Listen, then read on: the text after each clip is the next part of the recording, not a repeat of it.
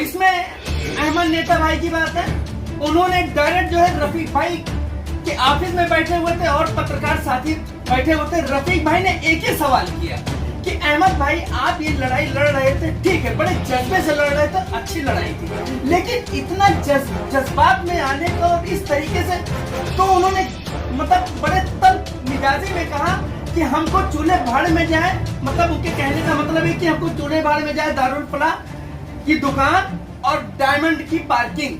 हम तो अपने पैसे के लिए लड़ रहे थे, हमारा 6.5 लाख रुपया शानू पठान बाकी है, इसलिए हम दबाव बना रहे थे कि वो पैसा हमको मिले। और यही बात उन्होंने अवार्ड साहब के बंगले पे, ये क्लियर नहीं बोल पाए हैं, मैं सामने बोल रहा हूँ। 1 मिनट आप AVR चलाइएगा, आप AV चलाओ, ये क्लियर नहीं बोल पाए। मैं बोल रहा हूँ, मैं डरता नहीं हूँ, ना मैं आज शानू पठान से डरता हूँ और ना अहमद नेता से डरता हूँ। मैं ना बिका हूँ ना बिकूंगा। छोटे बंगले पे जाए, शानू पठान के नाम पर पे हाथ रखते, और मैं भी, और जो हमारे साथ पत्रकार साथी थे कि 1 रुपया का लेन देन हुआ है कोई नहीं, जैसे किसी को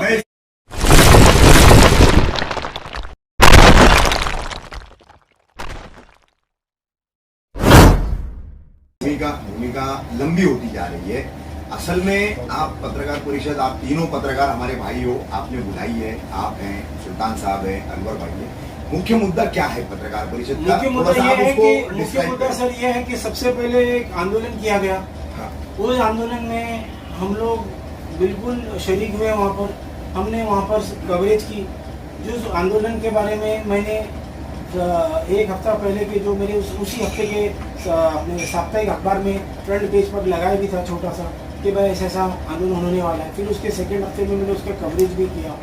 तो उस आंदोलन को लेकर जो है कुछ बातें हुई।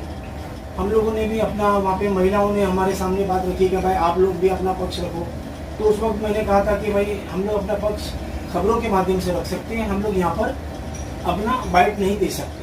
तो उन्होंने कहा आप लोग भी तो इस शहर के रहने वाले हैं, आप लोग भी जो चीज़ आप लोग फेस करें इसको आपको बोलने में क्यों हिचकिचाहट? क्या आप लोग किसी नेताओं से दब करे? क्या नेताओं के आप लोग कुछ ले रहे दे रहे जो आप लोग नहीं बोल रहे? तो हम लोगों ने भी कुछ चंद पत्रकारों ने अपनी अपनी बात रखी कि किसी को पर्सनल अटैक नहीं किया, किसी का नाम नहीं लिया गया था उसमें। जैसे असर भाई आप बोल रहे हैं कि धरने का हमने कवरेज किया था, तो कौन लोग धरना दिए थे, क्या मामला था वो आप बताइए। हाँ, महिला संगठन ने धरना ली थी, उसमें नाज़ाबा गोलंदाज है, वो फोर फ्रंट पे थी और उन्होंने भी मतलब अपना कवरेज, हम लोग ने वहाँ उनका कवरेज लिया। उनके जो मुद्दे थे, जिसमें कई मुद्दे थे, शहर के विकास के मुद्दे थे। असल में मुद्दा क्या था वो पूछना है कि मेन मुद्दा क्या था, जो मुख्य मुद्दा है जिसको लेकर इतना विवाद? जो मुख्य मुद्दा जिस पर विवाद हुआ वो है दारुल फलाह मस्जिद कॉलोनी की दीवार। जो हमारे लिए सिर्फ वो मुद्दा नहीं था, हमारे लिए कोई सब्जेक्ट नहीं था जिसकी वजह से हम टारगेट हुए, उसकी वजह से खंडनी का केस बना। आप 3 और अन्य 3 लोग, हाँ, कुल 6 लोगों पर जो है एक्सटॉर्शन का केस बना है, चीटिंग का केस बना है। तो क्या है वो मामला, क्या है पूरा, क्यों बना हुआ आप लोगों पे केस? बोगस है, हम लोगों का उसके अंदर कोई लेना देना नहीं है। यहाँ तक कि कंप्लेनेंट की ना हमने सूरत देखी, ना कभी हमसे जिंदगी में उसने फोन पे बात की, और ना ही हम लोगों से वो मिला। दारुल फलाह मस्जिद, अपना सॉरी, मस्जिद से लेकर यहाँ तक फलाह होटल तक के सभी जगह पे कैमरे लगे हुए। सुल्तान भाई, अब ऐसा है कि यासर भाई डिनाई कर रहे हैं, कंप्लेनेंट की शक्ल भी नहीं जानते, हमारा कोई लेना देना नहीं, ठीक है। और पिछले 2-2.5 महीने से वहाँ पर दारुल फलाह की दीवार, दुकानें बनेगी, ऐसी कई खबरें हमारे कई पत्रकार भाइयों ने चला, ठीक है। तो उसी दौरान फिर वो जो धरना कह रहे हैं, शायद अमृतनगर नाके पे 4 तारीख को जो धरना हुआ उसकी बात, तो पूरा खुलासा अभी भी समझ में नहीं आ रहा है कि आप लोग कहना क्या चाह रहे हैं।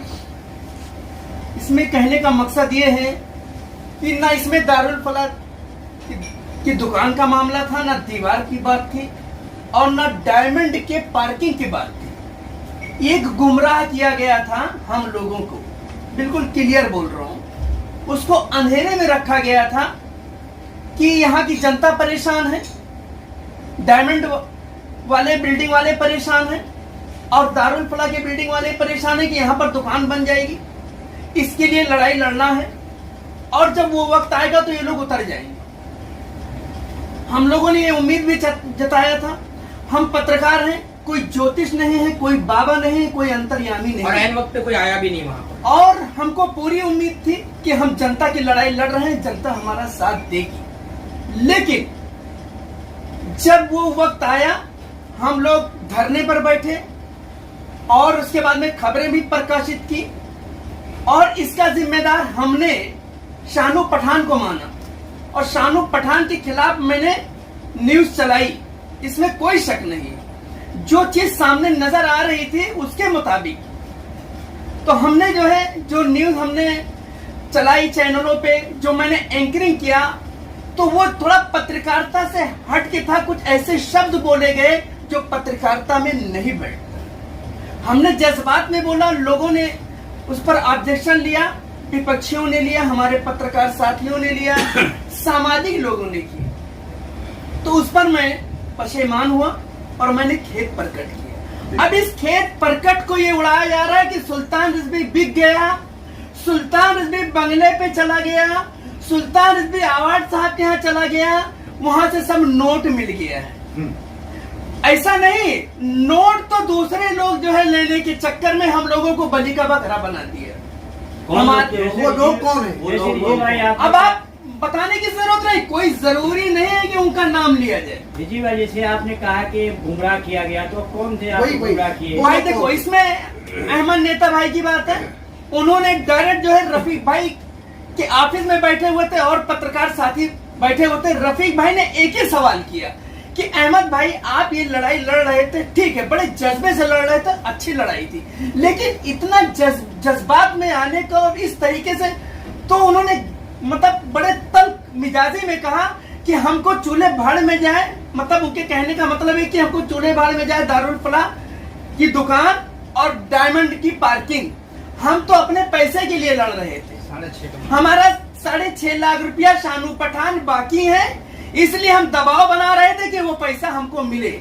और यही बात उन्होंने आवाज साहब के बंगले पे, ये क्लियर नहीं बोल पाए हैं, मैं सामने बोल रहा हूँ। एक मिनट, आप ये भी आप चलाइएगा, मतलब उनको जो है आप ये भी चलाओ, ये क्लियर नहीं बोल पाए। मैं बोल रहा हूँ, मैं डरता नहीं हूँ, न मैं आज शानू पठान से डरता हूँ और ना अहमद नेता से डरता हूँ। तो आप कहिए क्लियर अवामी मसाइल मैं ना बिका हूँ ना बिकूंगा।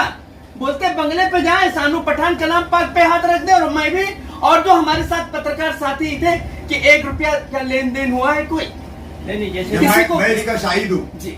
सुल्तान भाई जो बात कह रहे हैं, मैं इसका शाहिद हूँ, मैं उसकी गवाही देता हूँ कि इस तरीके की जो भी बातें बोली गई है गलत है। मैं डरने वाला नहीं हूँ जरा भी। हम शहर की जनता को सलाम करते हैं, भले ही उन्होंने मोबाइल पे और कमेंट से ही हमको सहारा दिया, लेकिन जो उम्मीद थी कि जो उतरेंगे, जिनके लिए लड़ रहे हैं, तो वो ठाए फिस नजर आया। वहां पर पता चला कि फला होटल वाले से लिया गया 30,000 रुपया, एक दुकानदार से लिया गया 10,000 रुपया, एक और दुकानदार से 5,000 रुपया लिया गया। वो सब बाकायदा कहने को तैयार है, वो भी पोल पट्टी सामने खोलेगी। तो क्या किसने लिया था? सुल्तान भाई किसने लिया था 30,000 रुपया? जो फला होटल वाले हैं बताएं कि मतलब अहमद नेता ने लिया 30,000 रुपया, और उन्होंने बाकायदा यासर भाई, अनवर भाई, सुल्तान भाई ने बताई ये सब बातें जी। इस बातों को लेकर आप दोनों का क्या कहना है? हम लोग मैं कहना चाहता हूँ, बोलो यासर, बोलो आप बोलो। नहीं यासर भाई, आप बोलो। हाँ बोलिए बोलो सर। हाँ, सुल्तान भाई ने जो बातें रखी है उसके बिना पर क्या कहना चाहिए? आप सहमत हैं? हाँ, ये बात हम लोगों ने सुनी है, अहमद नेता के मुंह से बात सुनी है हमने, अवार्ड साहब के बंगले पर भी और इधर आपके ऑफिस में भी, कि भाई उनको उनका बकाया जो है वो बकाया मिल जाए, बाकी उनको कोई मतलब नहीं। अभी पान वाले जो ये भी हमने सुना है, ये हमने देखा नहीं, लेकिन उन्होंने अपने मुंह से बोला है कि भाई उनका बकाया है, बकाया निकलता है, बाकायदा जिससे लिया है पैसा वो खुद पुलिस स्टेशन गया था। ये लोगों ने बताया है, हमने देखा नहीं। सुल्तान भाई, ये बात तो 6.5 लाख की बात है। जब हमने उनसे पूछा 20,000 का आरोप लगा है कि आपको दिए, बाद में बोले कि अभी बाउंड्री नहीं टूट रही, हम वापस देंगे, लेकिन आपने दिया नहीं, ऐसा आप पे आरोप है? नहीं, जो 6 बिल्कुल आरोप गलत है, वही 20,000 है क्या? दूसरा 20,000 है, मतलब और मामला एक पैसे से अपने को, एक पैसे से यूसुफ भाई कोई लेना देना नहीं। और उस दौरान जो हमने चाय भी पिया है, जो शरीफ भाई हैं फला होटल के मालिक, कसम खा के बोलते जबरदस्ती उनको मैं पैसा देता था कि हम, वो बोलते थे पैसा मत दो, हमने कहा नहीं नाजायज हो जाएगा। मैं ऐसा बगैर पैसे का चाय नहीं पीऊंगा। सुल्तान भाई, जो आप 6.5 लाख की बात कर रहे हैं, जब हमें भी पता चला कि हमारा भी न्यूज यूज किया गया है, 6.5 लाख की जंग थी है, तो जब हमने अहमद नेता से बात की तो उन्होंने सीधा बताया कि आप लोगों के सामने अवार्ड साहब के बंगले में उनको 10 लाख रुपया दिया जा रहा था और 3 बजे उनको शानू पठान के बंगले पे बुलाया गया था। अगर उनको सेटिंग ही करना था वो बंगले पे ले सकते थे पैसा, या अवार्ड साहब के घर पे। बिल्कुल गलत है। इस बात के गवाह हमारे रफीक भाई हैं। रफीक भाई बता सकते हैं फहीम गुलबार भी है और फहीम भाई भी है ना। 10 लाख की बात हुई ना 10 रुपए की बात हुई। सिर्फ अवार्ड साहब ने कहा था कि शांत हो जाओ, 3 रोज रुक जाओ, आगे कार्रवाई होगी, सिर्फ आप 2 से 3 दिन रुक जाओ। सर, आप लोगों को गुमराह करने की वजह क्या थी? किस लिए गुमराह किया गया? अपना पैसा निकालने के लिए भाई। जो मुद्दे उन्होंने। अनवर भाई, आप क्या कहना चाहेंगे इस पूरे प्रकरण के बारे में? हाँ, बोलिए अनवर भाई। सबसे पहले तो मैं आप सभी पत्रकारों को, मेरे वरिष्ठ पत्रकारों का, मेरे सीनियर साथियों का, सबका शुक्रगुजार हूँ कि आप लोगों ने यहाँ पर आकर वक्त दिया। मेन मसला मैं आपको बताना चाहता हूँ, ना बिल्कुल मैं इस मामले में ना झिझकूंगा ना कुछ भी नहीं, और अल्हम्दुलिल्लाह सिवाय अल्लाह के मैं किसी से डरता भी नहीं हूँ। वहाँ पर जब ये 4 तारीख को जब आंदोलन का प्रोग्राम रखा गया था तो हमारे सामने कुछ शहर के समस्याओं को रखा गया था कि देखो भाई, ऐसा ऐसा यहाँ पर बरसात होती है तो लोगों के घरों में पानी जाता है, दुकानों में पानी जाता है, इस तरह से शहर के हालात ऐसे कि डिवाइडर अधूरा है, फुटपाथ अधूरी है, सड़कें अधूरी है। इतने सालों से अपने शहर का काम चल रहा है लेकिन आज तक के कोई काम मुकम्मल हुआ नहीं है। तो ऐसे से सब मसले, उसमें से भी दारुफला गार्डन का मसला आ गया कि यहाँ पे कुछ दुकानें बनने वाली, कुछ राजनीतिक लोग दुकानें वगैरह बनाने वाले, तो आप पत्रकार लोग हम लोगों को समर्थन दो। तो हम लोगों ने सोचा ये हमारा फर्ज भी है, कर्तव्य है, क्योंकि हम लोग भी इसी शहर में रहते हैं। अब इन लोगों ने जो हम लोगों को जो बताया कि ये मसले, ये समस्या है, ये सोच के हम लोग ये शहर के शहरवासी होने के नाते हम लोगों ने उस कार्यक्रम को कवरेज किया। करने के बाद ऐसा हुआ कि हम लोगों ने उनका साथ दिया कि शहर की समस्याओं को लेकर। लेकिन एक बात ये आप लोगों को बता दूं इस उपाय कि ये हम लोगों को जो है मिसगाइड किया गया। हम लोगों को असलियत पता नहीं थी कि इसके पीछे का मकसद क्या है इन लोगों का। क्या ये तो हम लोगों को उस वक्त पता चला जब ये सब कुछ होने के बाद में, जब सुल्तान भाई पे हमला होने के बाद, हमारे सीनियर पत्रकार सुल्तान जी पे हमला होने के बाद, जब हम लोग रफीक भाई हम लोग सब जब अवार्ड साहब के बंगले पर गए तो वहां पर हम लोग जाकर बैठे। कुछ ही देर बाद अवार्ड साहब आए, हाँ, गृह मंत्री जितेंद्र अवार्ड साहब आए। आते साथ ही उन्होंने पहले तो सबसे हाथ जोड़ के वो किया कि जो भी हुआ तुम लोग खलास करो, क्या मामले को सुलझा, मैं 1-2-3 दिन का वक्त दो, मैं सुलझा देता हूँ। और मामला क्या, तुम लोग इतना गुस्सा क्यों हो, क्या बात हुई? तो अहमद नेता का जो है अल्फाज है, अहमद नेता साहब के जो अल्फाज थे, डायरेक्ट उनके अल्फाज थे। जैसे होता है कि अवार्ड साहब आप बताइए, उनको चाहते तो बोलते थे कि अवार्ड साहब आप बताइए, हमारे शहर की समस्या ऐसी समस्या, सड़कें अधूरी है, ये सब अधूरा काम अधूरा चल रहा है, हम लोग क्या इसके ऊपर आवाज नहीं उठा सकते? लेकिन इनकी जबान से जैसे अवार्ड साहब ने कहा कि भाई आखिर मामला क्या है, अहमद नेता मामला क्या है, तो बोले अवार्ड साहब हमारे 6.5 लाख रुपए अभी तक शानू ने दिया नहीं। तो डायरेक्ट इनकी जबान से निकलना, तो उसी टाइम हम लोग भी कुछ देर के लिए मतलब एकदम वो हो गए कि ये मामला तो 6.5 लाख रुपए का है। अभी तक के तो शहर के विकास का मुद्दा चल रहा था और यहाँ आने के बाद में इनकी जबान से डायरेक्ट 6.5 लाख रुपए निकल रहा है कि शानू ने अभी तक हमारे 6.5 लाख रुपए दिए नहीं। अब वो शानू पठान का इनका क्या लेन देन है तो खुलासा शानू भाई कर सकते हैं, हम लोगों को तो अंदर की बात पता नहीं है। और अभी ये भी सुनने में आया कि 5 साल से इन लोगों के पैसे के लेन देन की कुछ वो चल रही है, क्या समझे। उसके बाद वहां से आने के बाद में फिर दूसरे तीसरे दिन रफीक भाई ने भी बोला ऑफिस पर सबको कि भाई आखिर मामला क्या, इसको सुलझा, तो ये सब अच्छा नहीं है कि शहर में रहकर क्या करना है।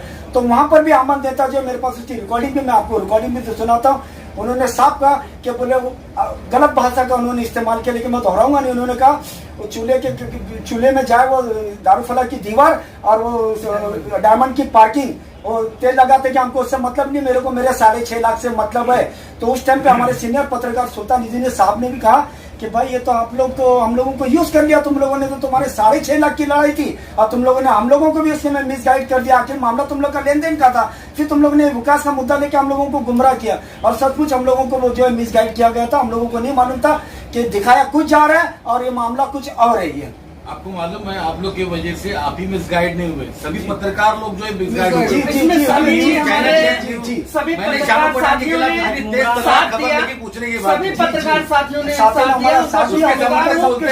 दिया। तुम्हारी क्या दुश्मनी हो? लेकिन शानू पठान पे दबाव बनाने के लिए ये सब हथकंडा था कि शानू पे इतना दबाव बना दो कि वो फटाक से 6.5 लाख रुपया निकाल दिया और उनको इलेक्शन भी लड़ना था, इसलिए वो लोग शानू पठान के एकदम हाथ धो करके पीछे पड़ गए थे कि उनके क्लियर है। जो हकीकत है वही मैं बोलूंगा, चाहे हमारे ऊपर 10 बार FIR हो, चाहे मेरे ऊपर हमला हो, मैं डरने वाला नहीं हूँ। जहाँ जनता का मुद्दा है, जनता को तकलीफ है, उनके लिए फिर मैं मैदान में उतरूंगा।